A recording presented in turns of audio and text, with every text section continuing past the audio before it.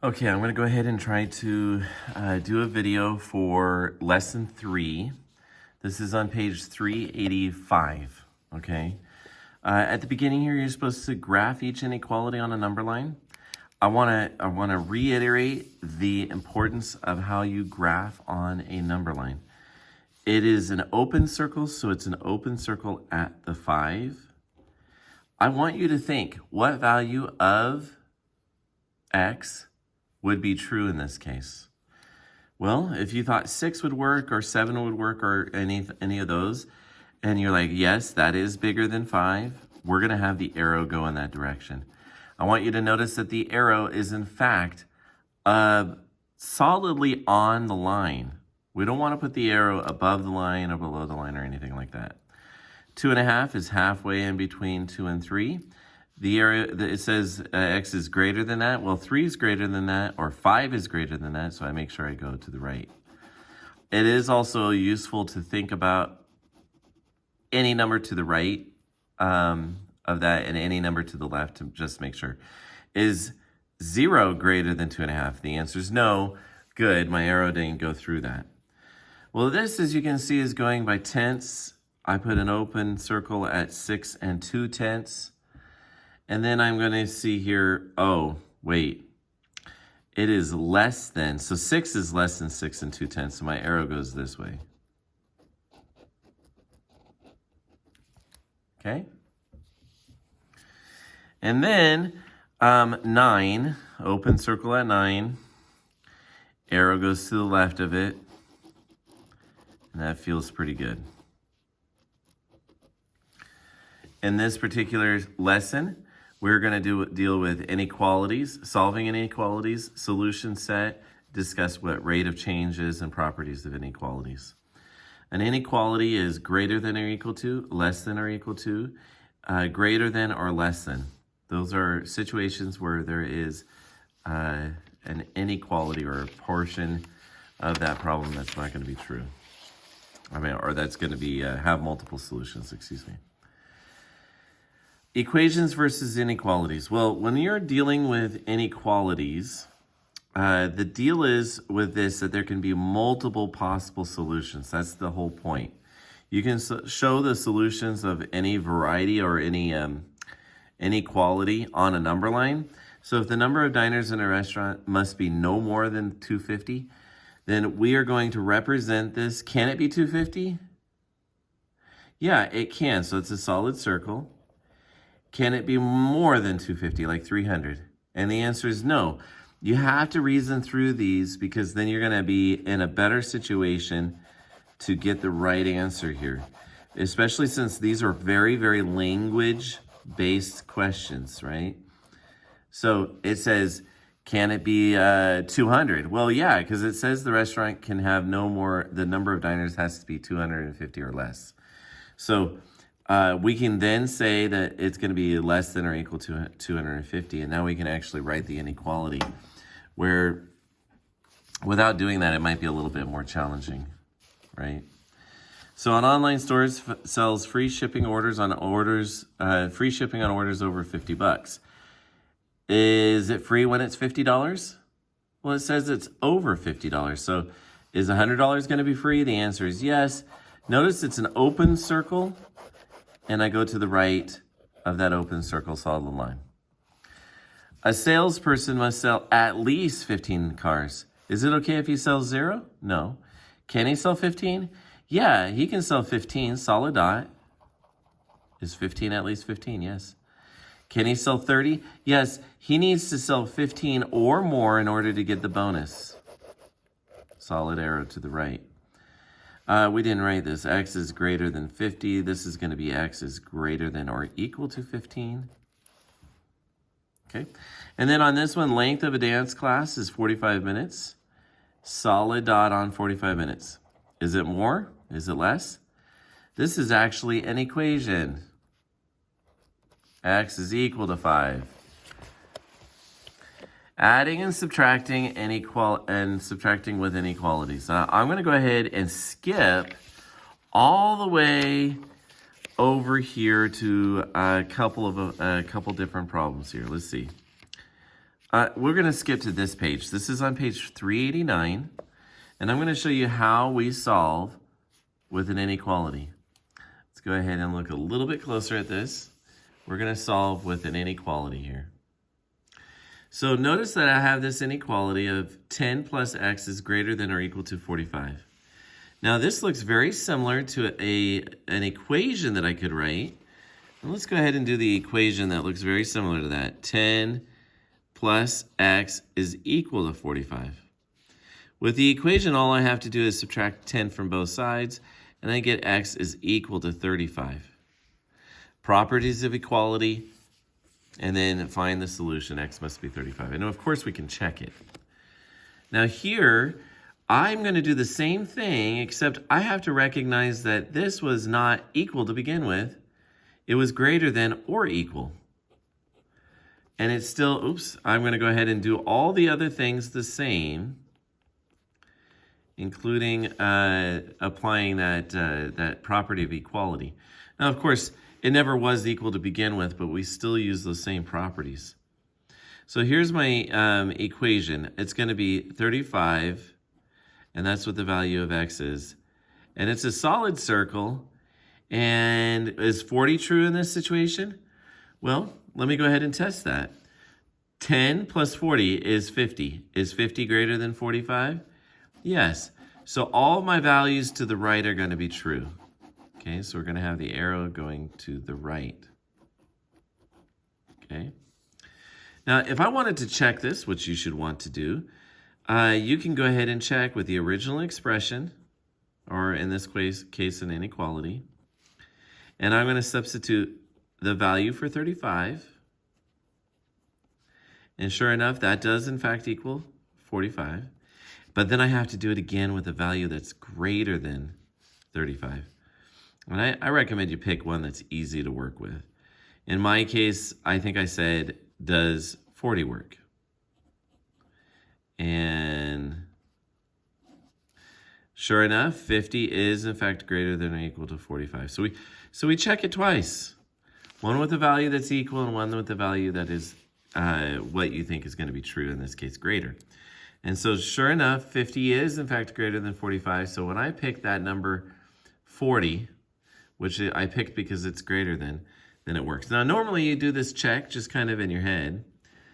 Here, there's nothing really to solve. I'm just going to rewrite this inequality in this simpler way. I can combine 5 and 9, and I get 14. And sure enough, open circle, any value less than 14 is going to be true. So as x is less than 14, so can x be 7? Well, sure, x can be 7. That's less than 14, so it works. On this last one, I'm going to go ahead and apply the property of equality to cancel that 3, that minus 3, and that's to add 3. And then I end up getting x is greater than or equal to 24. And of course, it's a solid circle. A number greater than 24 is 30. Make sure my arrow goes through the 30. And there you have it. Okay, with these, you should be able to make a word problem. Okay, all you have to do is come up with a scenario that might make sense for that particular situation. So, all right, I'm going to show you one last thing for this lesson, and that should be enough. And that's going to be here. Well, we see some graphs here. We're not going to worry too much about the graphing, as I am going to worry about the steps. Now, what the graphing is doing, it's showing, you can look at the graph. I'm going to go ahead and just focus on how to solve a different inequality here. Let's see. Let's look at these inequalities here on page 399. So we're going to solve a couple of these inequalities. Now, I'm going to do the first one here. I'm going to subtract 5. This is two-step inequalities.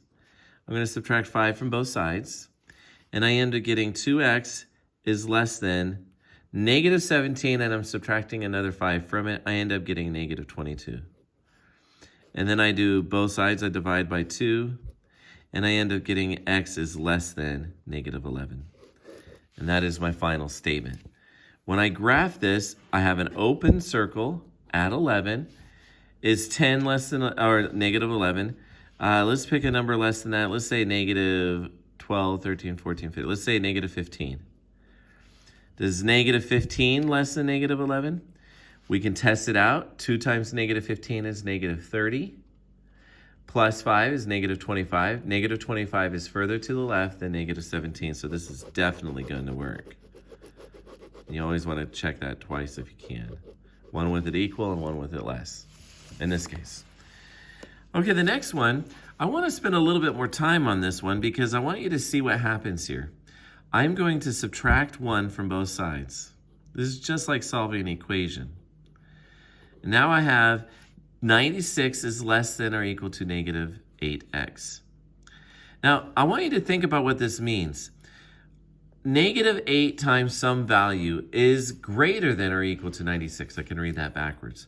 Now, if I go ahead and divide both sides by negative 8, I am dividing both sides by a negative number.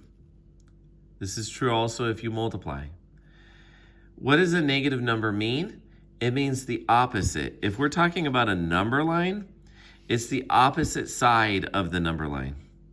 So let's say we have a negative 12 here, which is what we get when we do this, negative 12, by the way, less than or equal to x. That's my solution to that inequality.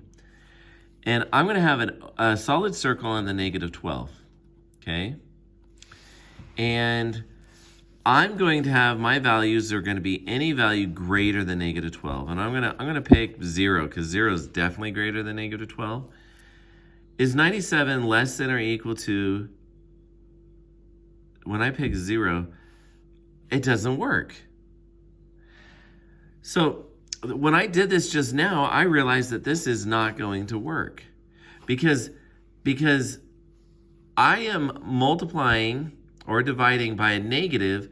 I need to remember that the number line gets, it becomes the opposite. And because of that, I am going to need to reverse my inequality. This is only true when you have a divisor or a multiplier that is negative because it means opposite. So I am still going to be at negative 12. I am going to go to the other way. Let me pick a number that's less than negative 12. 13, 14, 15, 16, 17, 18, 19, 20. Let's go ahead and say negative 20. And I apply it to here. Negative 8 times negative 20 is negative 160 plus 1 is negative 159. Oh, 97 not negative. Negative 20 times negative 8 is a positive 160 plus 1 is 161. And 97 is definitely smaller. So see how the number line needs to go the opposite direction when I do a number like that. So I know that might not have been very clear. Let's go down here to another problem, this one right here. And I'll let this be the last problem. And we're going to go ahead and do the solving of this particular problem. We do it the same way we do equations. Reverse inverse order of operations.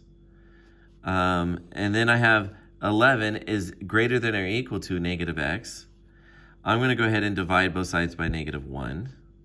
You can also multiply by negative 1. And I end up getting negative 11 is less than or equal to x. Notice that I reversed that inequality. I did the reverse of it. Because this is saying, well, it's the opposite of that. Negative x is less than or equal to 11, or 11 is greater than or equal to negative x. But that means that that the value of x must be greater than or equal to negative 11. So if I put negative 11 here, I put a solid dot. I know 0 is to the right of that. Let's go ahead and check with 0. 18, is it greater than 0 plus 7 is 7? So 18, is it greater than 7? Yeah, that's true because I picked the value 0. My arrow must go through 0, which it'll eventually do. Okay. All right, so inequalities, whenever you're multiplying or dividing by an inequality, you need to make sure you do the reverse order for the inequality. These properties are still going to be true in inequalities. These were the same properties we saw for the properties of addition, a subtraction. Now, but the thing about multiplication, notice that on multiplication, if we have to remember that if my, in this case, C is a negative number, then I have to reverse my inequality. And they do that for these right here. If you see here, it says anytime C is a negative number, we have to reverse the inequality from what I had, whatever it was, only when it's negative. And the same with division. If I have a negative number, that's why there's 4 rules here for here for inequalities. The other ones are the same. Okay. So yeah, if you're having troubles with this lesson, please let me know. Inequalities do not have to be scary. They are just like equations, but with a couple of additional features that you need to remember. Okay, let me know if you're having any trouble.